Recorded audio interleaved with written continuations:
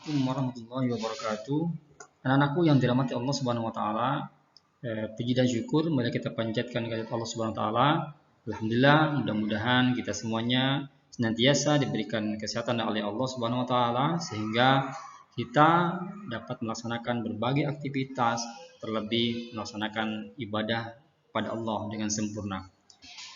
Anak-anakku yang dirahmati Allah, pada kesempatan kali ini mata pelajaran pendidikan agama Islam dan budi pekerti akan menyampaikan materi tentang akhlakul karimah bagian 1, di mana yang akan sedikit dibahas adalah yang pertama, aku gemar membaca, kemudian yang kedua, bersikap pantang menyerah.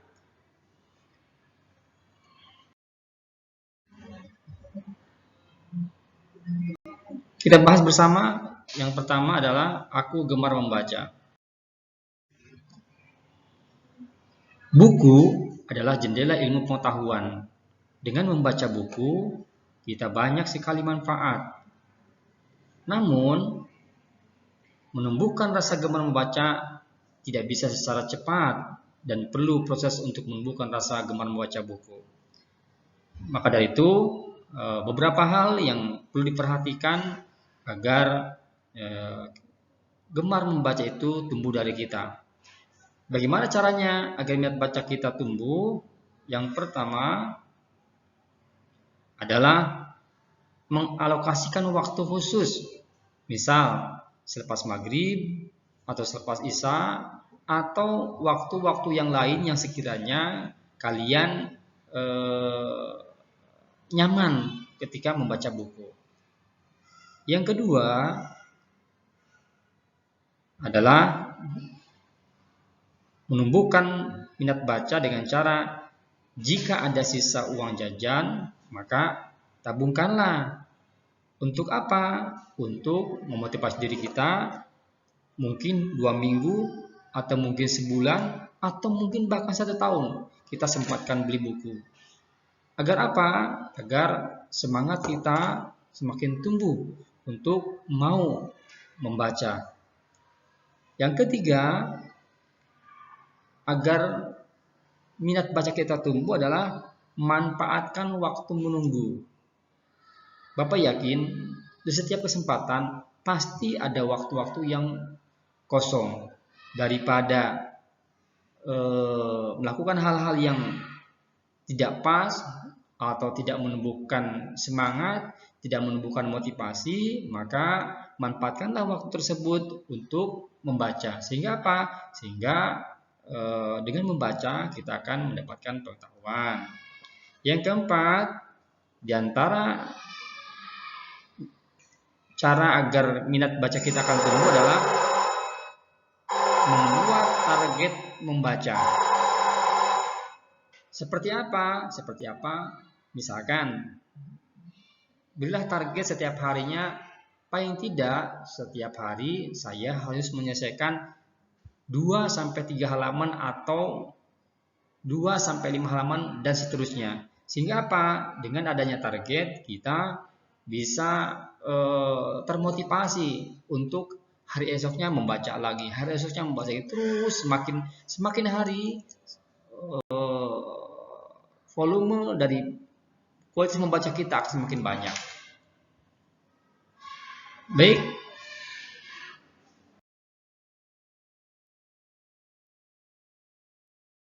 Berikutnya adalah apa sih yang kita dapatkan ketika kita membaca?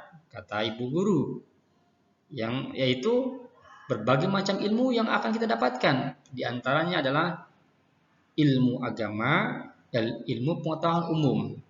Ilmu agama, kalau bisa di sekolah, yang kita namakan adalah pengetahuan agama, di mana yang dipelajari adalah hal-hal yang berkaitan dengan praktek-praktek keagamaan. Misalkan kalian datang ke sekolah, belajar berwudu, belajar sholat, belajar bermasyarakat, kemudian belajar akhlak dan sebagainya. Sementara Untuk ilmu pengetahuan umum itu bisa berupa belajar matematika, belajar IPA, belajar IPS, belajar bahasa Indonesia, dan lain sebagainya.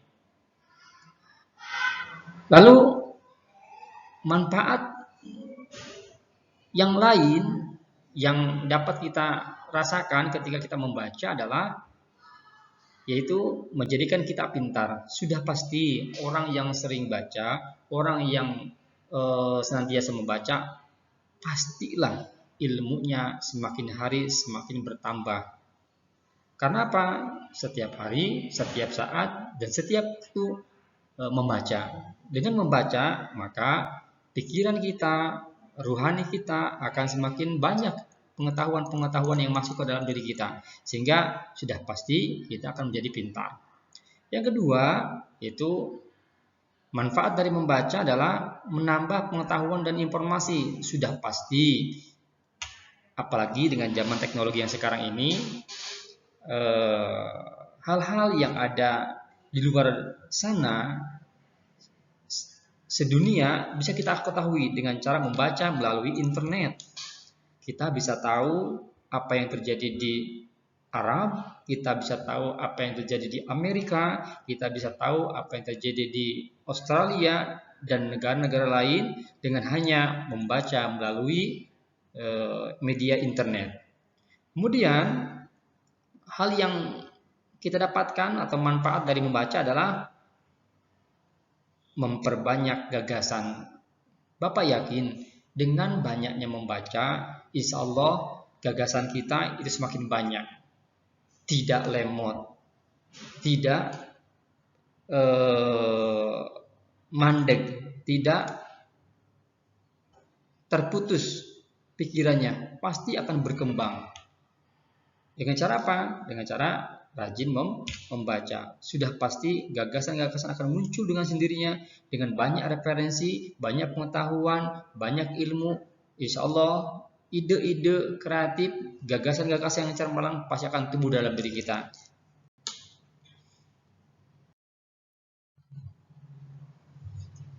Nah, berikutnya akhlakul karimah 2, yaitu yang akan kita bahas pantang menyerah. Apa sih pantang? Anakku yang dirahmati Allah, mari kita lihat dengan seksama. Ada salah satu siswa ingin berangkat ke sekolah dengan tantangan yang sangat luar biasa. Mungkin bagi kita itu ada sesuatu yang tidak mungkin dilakukan. Mungkin bagi kita ini adalah sesuatu yang sangat-sangat berbahaya buat keselamatan jiwa. Tapi bagi si anak ini adalah sebuah tantangan yang harus dihadapi. Kenapa? Karena pastinya dia punya tujuan. Kenapa dia harus berangkat ke sekolah meskipun dengan tantangan yang sangat luar biasa. Nah, dalam hal ini kita coba melihat, kita buka materi tentang pantang menyerah. Pantang menyerah adalah sikap yang tidak mudah untuk putus asa dalam melakukan segala hal. Dan sikap pantang menyerah ini selalu dibarengi dengan perasaan yang optimis dan mudah untuk bangkit dari keterpurukan. Lalu apa saja jiwa-jiwa yang harus dimiliki seorang yang pantang menyerah? Di antaranya adalah yang pertama, tetap optimis. Tetap optimis itu wajib dimiliki oleh setiap manusia. Karena apa? Dengan memiliki sifat optimis, dia tentunya akan senantiasa terbangun semangatnya, terbangun motivasinya untuk apa? Untuk tidak putus di tengah jalan, untuk tetap semangat dan untuk tetap menuju sebuah kesuksesan yang diharapkan. Sebaliknya, mereka-mereka yang tidak memiliki rasa pantang menyerah adalah memiliki jiwa pesimis. Itulah yang tidak diharapkan di dalam ajaran Islam. Berarti hanya dalam Al-Quran, la tay'asu mir rahmatillah. Janganlah kamu berputus asa dalam mencapai rahmatnya Allah. Begitupun dengan kalian ketika mengalami kesulitan-kesulitan dalam proses pembelajaran, maka tetaplah bersifat optimis untuk bisa melakukan, bisa menyelesaikan pekerjaan-pekerjaan yang sudah ditugaskan oleh pihak sekolah. Yang kedua adalah jaga perasaan dan emosi. Hal ini kenapa harus ada? Karena apa? Karena ketika kita memutuskan, ketika kita menetapkan sebuah permasalahan dengan emosi, maka bisa jadi apa yang kita lakukan, apa yang kita tetapkan itu tidak benar atau tidak sesuai dengan yang diharapkan, baik oleh diri sendiri maupun oleh orang lain. Maka dari itu, senantiasalah jaga perasaan dan emosi, menjaga kestabilan perasaan dan emosi, sehingga apa yang menjadi keputusan-keputusan, kebijakan-kebijakan yang kita berikan itu sesuai dengan harapan diri sendiri dan harapan orang banyak. Yang ketiga, jiwa apa saja yang harus dimiliki oleh orang yang pantang menyerah, yaitu segera bertindak dengan perbuatan. Orang yang punya misi besar, dia ketika memiliki masalah tidaklah tinggal diam, memikirkan, merenungkan tanpa ada action. Tapi orang yang pantang menyerah, ketika ada permasalahan pasti dia lakukan dengan cara bertindak dan berbuat. Tidak hanya berdiam diri, menunggu solusi, akan tapi berpikir sambil bertindak dan berbuat. Yang keempat adalah percaya dengan kemampuan diri sendiri. Ini kadang-kadang tidak semua orang tumbuh rasa percaya diri, rasa mampu, rasa bisa, rasa semangat dalam dirinya. Karena apa? Memang tidaklah mudah membangun rasa percaya dengan kemampuan diri sendiri. Karena apa? Karena ini butuh proses, butuh latihan. Bagaimana dalam diri kita tumbuh percaya diri yang baik. Yang kelima, yaitu lihat tujuan dan masa depan. Orang yang pantang menyerah, dia pasti punya harapan besar, dia pasti punya cita-cita besar, dia pasti ingin meraih kesuksesan yang besar. Maka dari itu, orang yang pantang menyerah pasti yang dia lakukan adalah tertuju pada tujuan dan masa depan yang akan dia raih di kemudian hari. Sehingga apa yang dilakukan pastinya dia rencanakan dengan baik, dia proses dengan baik, dengan harapan, tujuan dan masa depan yang akan diraih adalah sebuah kesuksesan yang akan dia terima. Yang keenam, hadapi tantangan dengan berani. Seperti yang kalian lihat di dalam gambar, bahwa setiap orang pasti memiliki tantangan yang berbeda-beda.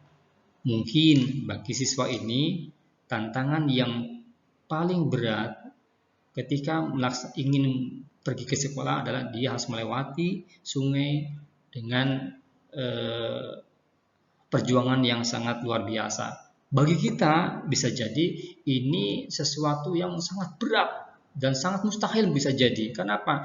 Karena tidak berani, tidak bisa menghadapi tantangan dengan berani. Tapi bagi dia, karena tadi ingin tercapai tujuan yang dia harapkan, memiliki pengetahuan, memiliki ilmu, memiliki segala hal yang dia dapatkan dari sekolah, tentunya dia berani menghadapi tantangan yang meskipun bagi orang lain itu tidak mungkin, tapi bagi dia adalah sebuah kemungkinan karena saya ingin mencapai tujuan yang saya harapkan. Yang ketujuh, jangan takut gagal. Di dalam melakukan sebuah proses, pasti tidaklah semua mulus. Ada yang memang ketika bekerja langsung sukses, ada juga menjadi siswa di sekolah menjadi sukses, tapi tidak sedikit siswa yang memiliki kegagalan di dalam proses pembelajaran. Nah, hal ini jangan sampai ini menjadi sebuah hal yang menakutkan yang namanya kegagalan. Kegagalan dalam setiap proses pasti ada. Namun, bagaimana cara mensikapi kegagalan? Nah, kegagalan ini adalah sebuah proses kebaikan dan perbaikan. Bisa jadi apa yang kita lakukan belum sempurna, bisa jadi apa yang kita kerjakan tidak lengkap, bisa jadi apa yang kita lakukan ini tidak memenuhi standar-standar yang ada, sehingga apa? Terjadi kegagalan. Nah, dari situ yang harus kita ambil adalah kegagalan jadikanlah sebuah evaluasi buat diri kita untuk menjadi lebih baik. Maka dari itu, Bapak berharap pada kalian semuanya janganlah pernah memiliki rasa takut gagal. Karena apa? Gagal adalah sebuah proses perbaikan dan kebaikan dalam meraih sebuah kesuksesan. Nah, berikutnya, apa sih bukti sikap pantang menyerah? Yang pertama, dia tetap semangat mengerjakan tugas sekolah. Seberat apapun, sesusah apapun tugas-tugas dari sekolah, maka kerjakanlah. Ketika kita tidak mampu, maka ada yang bisa kita bantu untuk memberikan pendapat, untuk mengajari diri kita agar apa? Agar apa yang menjadi kesusahan kita, apa yang menjadi susah diri kita itu bisa diselesaikan dengan baik. Ada orang tua, ada kakak, bahkan ada tetangga yang mungkin bisa membantu mengerjakan tugas-tugas sekolah, menerima bimbingan, mengarahkan jika kita mengalami sebuah kendala dalam mengerjakan tugas sekolah. Yang kedua, suka bekerja, tidak boleh berdiam diri. Inilah bukti dari pantang menyerah adalah pastinya dia senantiasa berpikir, kemudian bekerja, dan tidak berdiam diri. Kalau hanya berdiam diri saja, mungkinkah akan mendapatkan inspirasi-inspirasi? Mungkinkah akan terjadi sebuah perbaikan-perbaikan? Maka dari itu, bukti sikap pantang menyerah dia adalah suka bekerja, tidak berdiam diri, tidak hanya melamun, memikirkan, tapi mengerjakan apa yang menjadi tugas-tugas, apa yang menjadi harapan dan target-target serta ketercapaian-ketercapaian yang harus dia raih. Baik, terima kasih atas perhatian kalian. Semoga ada manfaat dari apa yang Bapak sampaikan. Wassalamualaikum warahmatullahi wabarakatuh.